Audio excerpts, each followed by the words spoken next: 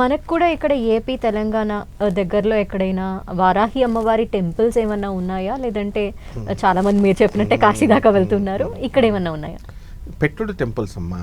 అసలు స్వయంభూ కాకుండా టెంపుల్స్ అనే పదం హిందూ మతంలో చాలా తప్పమ్మా. దేవుడు పూజ అనగానే టెంపుల్ ఎక్కడ అంటారు, దీన్ని అదునుగా తీసుకొని అందరూ టెంపుల్స్ కట్టేస్తున్నారు.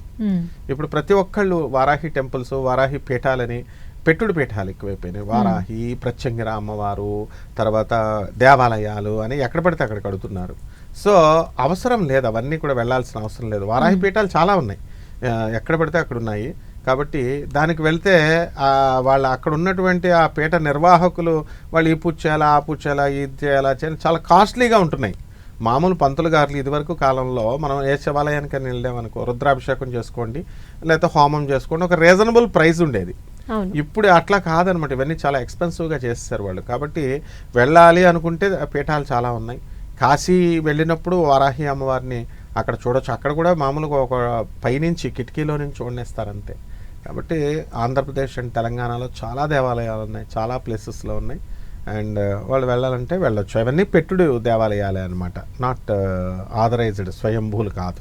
ఇప్పుడు చేసే దీక్ష కూడా వారాహి దీక్ష కిందకే వస్తుందంటారా? గతంలో కూడా ఆయన చేశారు. ఆయన ఎప్పుడు చేసినా 2 దీక్షలు చేస్తారు ఆయన. వారాహి దీక్ష, కొండగట్టు ఆంజనేయ స్వామి దీక్ష. ఆయన వేసే బట్టలను బట్టి, ఆ కలర్ని బట్టి మనం ఆ దీక్ష చెప్పాలన్నమాట. ఆంజనేయ స్వామికి సింధూరం వేస్తే ఆయన కొండగట్టు ఆంజనేయ స్వామి దీక్ష చేస్తున్నట్టు. ఇక మిగతా డ్రెస్సులు వేస్తే వారాహి అమ్మవారు. ఇప్పుడు వారాహి గుప్త నవరాత్రులు జరుగుతుంది కదా, అందుకని ఇప్పుడు ఆయన చేసేది వారాహి అమ్మవారి దీక్ష మాత్రమే. ఓకే. ఇప్పుడు దీక్ష చేయడానికి గురువుల దగ్గర నుండి ఏదైనా మంత్రం లాంటివి లేదంటే ఏమైనా తీసుకోవాలంటారా? మంత్రోపదేశం తీసుకొని ఆ తర్వాత ప్రారంభించాలా? అంటే గురువు అంటే ఇక్కడ ఏంటంటే అమ్మా, ఎవరో ఒకళ్ళు వెల్విషర్ ఉండాలి. వెల్విషర్ ఉండి మామూలుగా వాళ్ళు అందులో సిద్ధులై ఉండాలి. ఇవన్నీ ఉండవు ఇప్పుడు ఈ కలియుగంలో. కాబట్టి ఎవరో ఒకళ్ళు సాంప్రదాయంగా గురువు శిష్యుడు పరంపర ఒకటి సృష్టించాం మనం. అందువల్ల చెవిలో చెప్తున్నట్టుగా తీసుకోవచ్చు ఎవరో ఒకళ్ళు. కాకపోతే ఎక్స్ప్లాయిటేషన్ ఎక్కువయ్యి, డబ్బులు ఎంత ఎక్కువ ఇస్తేనే నేను చెప్తాను లేకపోతే చెప్పను అని గురువులు ఎక్స్ప్లాయిట్ చేస్తున్నారు. కాబట్టి అది అవసరం లేదు.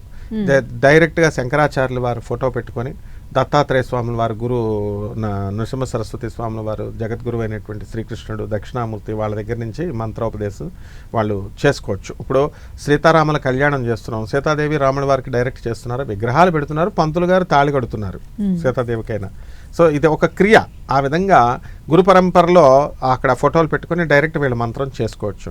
అందుబాటులో ఉన్నారు మంచివాళ్ళు, వీళ్ళు ఎక్స్ప్లాయిటర్స్ కారు అని అనుకున్నటువంటి వాళ్ళు ఒక గురువు చేత, ఎవరో ఒక మనిషి చేత చెప్పించుకుంటే మంచిదే. వీళ్ళు శ్రద్ధ, భక్తి అక్కడ ప్రధాన.